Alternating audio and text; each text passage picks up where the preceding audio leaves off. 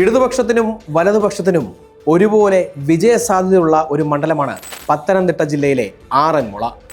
CPM-ലെ മന്ത്രി വീണ ജോർജാണ് sitting MLA. 2026-ൽ മണ്ഡലം പിടിച്ചെടുക്കുവാൻ നിരവധി പേരുകളാണ് UDF-ന് വേണ്ടി മത്സരിക്കുന്ന കോൺഗ്രസ് പരിഗണിക്കുന്നത്.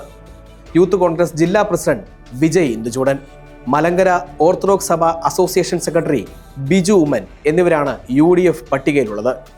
ജില്ലയിലെ ജനകീയനായ യുവ നേതാവ് എന്നതാണ് വിജയ് ഇന്ദുചൂടന് അനുകൂലമാകുന്ന ഒരു ഘടകം. എന്നാൽ ഓർത്തഡോക്സ് സഭ വോട്ടുകൾ ലഭിക്കാൻ ബിജു ഉമ്മൻ സ്ഥാനാർത്ഥിയാവണമെന്നും നേതൃത്വം കണക്കുകൂട്ടുന്നു. ഇനി LDF സാധ്യതകൾ പരിശോധിച്ചാൽ സിറ്റിംഗ് MLA വീണ ജോർജിന് തന്നെയാണ് ഏറ്റവും അധികം സാധ്യത കൽപ്പിക്കുന്നത്. ഓർത്തഡോക്സ് സഭാ വിശ്വാസികളിൽ വീണയ്ക്കും കുടുംബത്തിനുമുള്ള സ്വാധീനം തന്നെയാണ് ഈ സാധ്യതകൾക്ക് കാരണം.